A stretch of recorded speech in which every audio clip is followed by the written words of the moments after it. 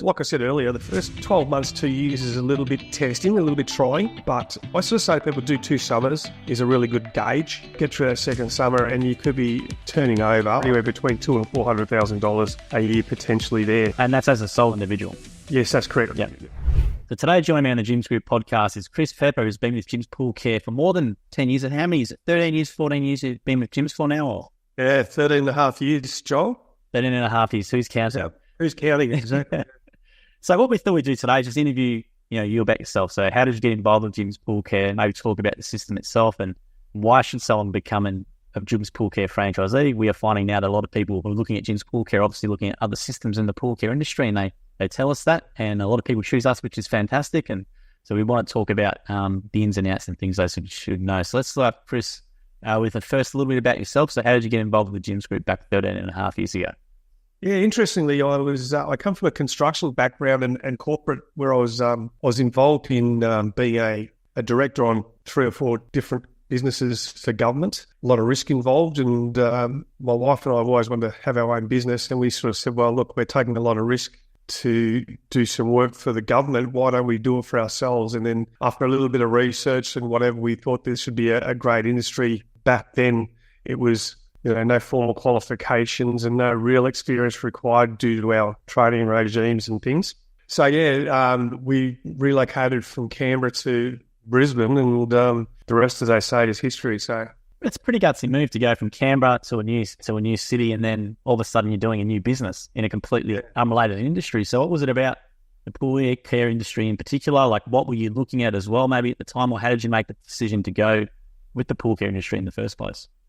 Yeah, well, interestingly enough, we had a pool in Canberra, which most people sort of raise their eyebrows to, but and I thought, well, this seems pretty good. I can do this. I'm looking after my own pool and the likes. So sort of talked to a couple of mates, and one of them actually knew Brett Blair, who's our divisional. Yeah, so he got me in touch with Brett, and then after a few meetings with Brett, it was sort of sign on the dotted line, press hard, it's in triplicate, So from that point forward, it was just, let's get into it. So a bit ballsy to move my wife and 3 kids, but she was extremely supportive, and the kids were probably at an age where they were sort of between primary school and high school, and we just thought the time was right. If we were ever going to do it, now's the time. And I guess in hindsight, I look back and think, oh, gee, I wish I had done it 10 years earlier. But, you can't get those years back, unfortunately. Now, when you say statements like that, because we hear it a lot, what is it about then the business that makes you say that? What comes to top of mind? The first thing that comes to mind, Joel, is autonomy. The first couple of years, I don't sugarcoat things for franchisees or prospects. I tell them like it is. It's a tough journey in the first couple of years, especially if you're buying a greenfield site. You've got to establish yourself. You've got to establish customers. You've got to do everything yourself. I think the fact that I had young or children that were primary age children, I was able to go and pick them up from school and be home with them when I needed to be in that first few years, which was great. Then after that, I got heavily involved in Australian rules football up here with my son and coached and all that. But again, it gave you that autonomy to be able to go, I'm going to block that part of my day out to spend time with my kids and the family, etc. So I was pretty lucky. New franchisees in the first couple of years, you've got to establish yourself. Do you want to just talk a little bit about that? Because I think it's great to talk about this transparently, because a lot of people, obviously, they see the videos and stuff and they think, it's going to be easy, rock up, do training, and all of a sudden I'm making all this money. But there is a lot of hard work behind it. So do you want to actually talk about the first couple of years and what you did, and maybe just the reality of actually becoming a franchisee? Look, I was probably a little bit lucky, Joel, and you've got to have a little bit of luck, right? But I come up here and I knew nobody. Brett was probably the only bloke I knew in Brisbane. So we were really starting on the back foot, but just sort of made contact with real estate agents and people that I thought were going to be help me in business, being a good people person, having a good manner about you and knowing what's required and having an expectation. All those little things go a long way in the customer service game. So I think if you're reliable and Jim talks about this at his generic training, customer service is everything. So, and I think that's true. I've come from a customer service background, sales, all that sort of thing. And I just thought, I can have a crack at this, but the first 2 years is hard. You think you're just going to fall in your lap, but it does take a little bit of hard work. And with help from a regional franchisor and the system that we have in gyms, it's destined to succeed, because there's none of my franchisees that have fallen over and failed if they're following the system and doing everything right. It will work. So hold the faith. And if someone's watching this, they're obviously hopefully interested in becoming a franchisee in your region or in the pool care division or gyms in general. And maybe do you want to just explain for people real quickly, because we obviously know what it is, but just tell them about what a franchisor is, so what your role is. So maybe just talk about how do you guide them in the first 6 months, first year of becoming a franchisee. So my role as a franchisor is I'm predominantly there to try and support franchisees, and mainly the new ones. Some of the existing guys I've had for 8 to 10 years, and in fact, it's a pain in the backside for me to ring them now. They sort of go, "Oh, it's Chris is ringing again." It's sort of quick chat, and it's more social than anything. However, when you start business, it's a pretty daunting task ahead. You've sort of been out, you've done your basic training, you think you've got it all right, but then when the phone rings and it's the customer saying, "I need my chlorinator fixed, or my filter, or my pump, or my pool sorted," all of a sudden, you get hot flushes, the anxiety comes, and you think, "Gee, am I built for this?" So I guess that's where I come in, is to try and support people and walk them and talk them through that sort of stuff. Sometimes we head out and site with them and help the newer guys. But it's definitely about consistent contact, making sure the phone's on, making sure that they're there and I can assist them. And it's not as bad as they seem once they get out on site and we talk through a few things. So, yeah. Let's talk about then the training. So obviously you mentioned 3-day generic training in Motorbike, which everyone does, but let's talk about the divisional specific training that you guys do. So maybe I just outline how you get someone from the corporate world or from something completely unrelated to being a pool care technician. Yeah, it's again, I've probably come from that. Now, I think there's a lot of guys within our system that have tried other careers and just went, I just want to do something for myself, or something completely unrelated to what I've been doing. The training with us is 2 weeks pretty intense on-site training. So we send you out with various technicians to go out on site and actually taste it, smell it, do what you've got to do in the day-to-day life of a pool man, I guess, or a pool technician. So, yeah, we get you out on site for that 2 weeks, and then we do another 2 days in the office and going through everything we've gone through in that 2 weeks to try and make sure you're up to speed, you're confident, and you can do that initial service when the phone rings. And do you want to talk about maybe the ongoing support? So you did mention you're only a phone call away, but do you want to outline the other things that the Gyms Pool Care division does? We have a lot of training. So we've obviously got preferred suppliers, and those preferred suppliers we organise usually once or twice a year. We'll catch up with those guys as a group, and we get on site with those guys. So it's usually their manufacturing facility or their warehouses, and they'll hold a day's training where we go through all the new products, what might be happening, etc. So there'd be half a dozen of those days throughout the year. We have national conference, of course, which is annually. This year we're heading up to Darwin for a couple of days, and again, it's a bit of a social, but it's also a lot of learning goes on, and it's a great networking opportunity especially for the newer guys. Other than that, that's about the extent of it. We have franchise meetings sort of once every 4 to 6 weeks locally. So that'll be our local crew, Joel in North Brisbane for us. And we just sort of catch up and talk about what's going on in the industry and preferred suppliers and preferred items of choice, etc.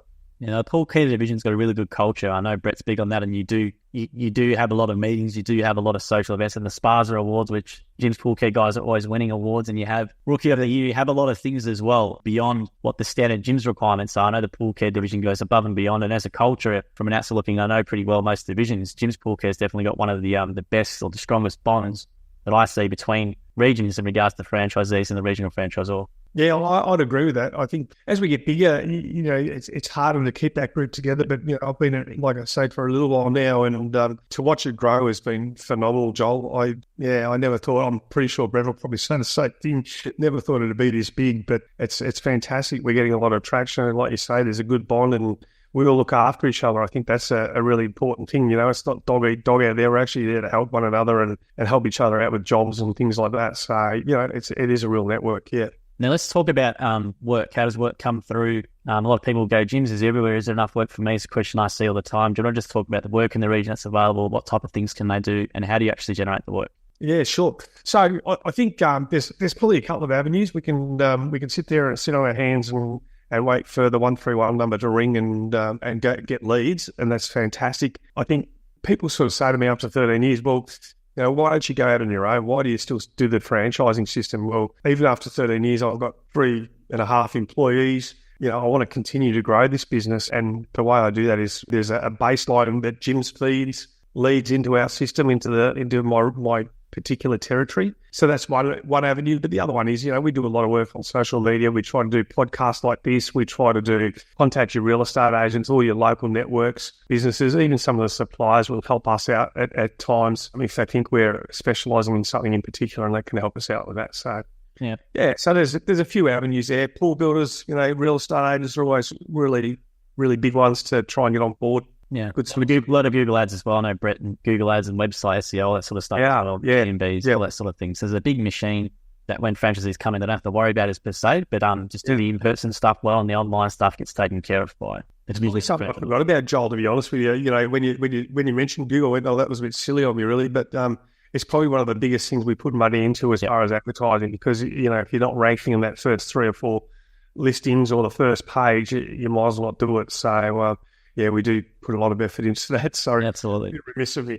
Yeah, no, that's a good point you mentioned that about why don't you go yourself, and you've been around 13 years, it's quite easy for someone to do that. But as you said, those points about the marketing and cost and the brand and these sorts of things as well. As a cost per month, if you look at the figures compared if you had to do it as an independent and you had to set up your website, Google ads, SEO, that sort of stuff, it'd be far, far more. So it's just far easier with gyms in doing it. Plus you get all the extra things you mentioned before, better support and the training, and having franchisees who you can just bounce things off is invaluable. You get that all in that one fee, which I think I'm sure most guys these days have some sort of a Facebook chat group or a Messenger chat group or WhatsApp or something like that, and we all do that. And there's the phone bings around most days with people. What do I do here? Who's had this experience before? And all the boys and girls now, because I've got a female just about to sign the next couple of weeks. So.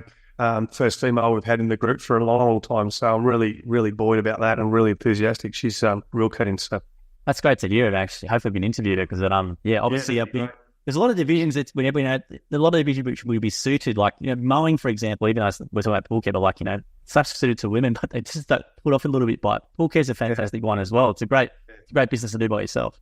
Now, it's a very male-dominated industry, which is a bit unfortunate, because women are more than capable of taking their hand to this. It's not like you're doing extremely heavy lifting and things like that. It gets a bit grubby at times, but generally it is a pretty good industry for both sexes. I think customers would love it as well. Having a woman franchise. A lot of our customers are predominantly more women than men, and then having a woman rock up to do it would be a really big advantage for anyone. 100%, mate. And I said this to the young lady starting. Women are predominantly the decision makers in the house. As much as we'd like to, bang our chest and say it's us, the girls get sick of us procrastinating about getting somebody in, or I can do it. What do I need somebody else? But a female on site is definitely a welcome addition. Yeah, absolutely. I think it's a massive advantage. So if there's someone wanting to change career, I think it's a great vehicle to do it. You'd have a massive advantage over everyone. Now let's talk about the pool shop side. So obviously you got the mobile pool service, but there is a shop side to the business. So do you want to outline a bit about that and how that works? Yeah, well, so we can do anything as far as filtration, from filtration to pumps, chlorinators to solar heating to heat pumps, whatever. Once the pool's in the ground, a builder's washed his hands and said, "Thanks, Mrs. Jones, we're out." I think that's where we come in and we can offer services and products. So and we buy off all the main suppliers, so we've got a really good reputation. And we're competitive, so a lot of the guys hold stock, so there's no waiting. It's not like you're waiting another week for your pump or chlorinator or filter, etc. So we hold most of that sort of stuff in stock, and we can, within 24 hours generally, have it back on site, get it up and done. I was going to ask you, Chris, what type of person then suits Jim's Pool Care? What sort of questions should they ask themselves honestly before making the decision to go ahead with you? What do you notice over the years from your experience? Who works well, who doesn't? What would you say? I generally think the people that procrastinate, and this is going to sound a bit salesy, but the people that procrastinate are the ones that don't take the plunge, and the ones that go, I'm going to have a crack and back themselves are the ones that generally are confident enough to do it and will do it. And I think once you've done that, there's probably the next hardest decision you'll ever make in business. So the first hardest decision will be actually pushing the button and signing a contract and say, I'm going to do this. The second one's putting staff on.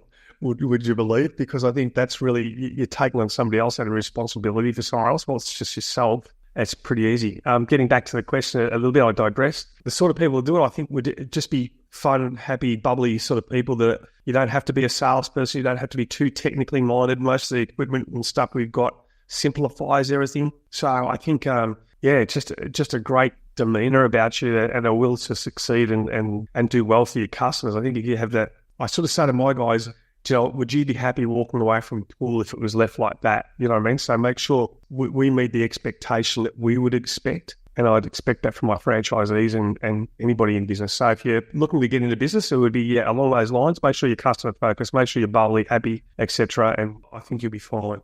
And there's one other question I presume you get a lot is about the pay for work guarantee or the income guarantee. So that's obviously something that helps people make that decision if they're still a bit unsure and they've got a mortgage and a family and stuff. That's something that can help people get across the line. So we're going to talk about the income guarantee or the pay for work guarantee, we call it, and how that works and how that operates. Yeah, so the pay for work guarantee, believe it or not, I'm 12 franchisees in now, Joel. I've never had to pay it. So I guess that's a good thing. And Jim talks about this at training from memory, is that, if you're claiming the pay for work guarantee, there's something going wrong, you're doing something wrong, you're not following the system. So most people hand on their heart, if they followed the system, they wouldn't have to pay for the pay for work guarantee, or the franchisor wouldn't have to pay for it. However, it is there as a bit of security. Like you say, if there are bills mounting up and you're not reaching that threshold, then I guess there's that little bit of a security net where we can assist you and bump up, make the difference up in your wages. So, yeah. It's great to hear you've never paid it out, because we do say that even though we promote it heavily, pay for it guarantee this and that all the time, people should know that, it's very rarely paid out by franchisors if they, as you said, if the franchisee follows the system. Now, I was going to ask you about the income amount that someone can generate. You don't have to say specific figures, but it's up to you. But, what's the sort of earning potential that someone can do with Jim's Pool Care? Yeah, sure. So like I said earlier, the first 12 months, 2 years is a little bit testing, a little bit trying. But from there on in, from 12 months, I sort of say people do 2 summers is a really good gauge. Get through that second summer and you could be turning over. I'm going to use turnover because I don't know what people are going to take out of their business, or cost of business, shall we say, Joel? Cost of business, what they take out. But, there's turnover anywhere between $200,000 and $400,000 a year potentially there. So if you're good enough and you work it out. And that's as a sole individual. Yes, that's correct. Yeah. Well, I recommend going. Well, I can't say that. As a sole trader, yes. Yeah. And I was going to say though, because I want to point this out, because obviously when people look at Jim's Pool Care, they're obviously looking at a few other systems, and our systems, from what I know from the other systems, are a little bit different. The thing with Jim's Pool Care, which I think is really good, is that you've got the option to scale, but you're not forced to scale. So if you want to be a sole trader and just do a sole trader and just be the one man operator for 10, 20 years, you can do that. There's no one forcing you to get any bigger. But if you do want to get bigger, you're able to do that in your own time. So maybe you want to talk about that opportunity with Jim's Pool Care, about actually how they can build a business beyond themselves as well, if they would like to. I think, like I just said, if you've got a focus on, you're right, we have a pretty diverse group, and there's some in it that are definitely a lifestyle type scenario where they'll have a Friday off to go and spend time with their families or play golf or whatever their pursuits are. There's others that'll work 6 days a week and continue to grow and grow and grow until they can split their business or put somebody on or things along those lines. So yes, you can build it. Like I said, in 13 years, I've now got, there's 12 franchisees on the north side of Brisbane. I've got 2 guys that are full-time, 1 part-time and a bookkeeper. We sort of turn over 500 to 600 invoices a month. So that's 500 or 600 pools we do per month, per 4 weekly cycle. So we're pretty busy, and there's other people who look at you and go, are you completely nuts or what's going on here? Like you're mad. But, everybody has their choice and what they want to do. And I just like to be successful and continue to grow. So that's just my thing. A great business, and when you say sole person can earn, will generate 200 to 400 grand revenue doing something that they can work flexibility around their family, don't have to worry about corporate politics or the BS and stuff like that, and make good money. It's a really good opportunity for people, and especially if they're family focused, to make similar or exceed what their corporate income was, plus do something that's a bit more enjoyable and be outside. There's definitely opportunity there, Joel, to earn a good wage out of it. No doubt about that. And I guess with the gym thing, or in particular Pool Care, we're lucky enough to have the service side of it. And then there's also 2 or 3 avenues of income. And one of those is the service side. So we go out and service somebody's pool, that's fine.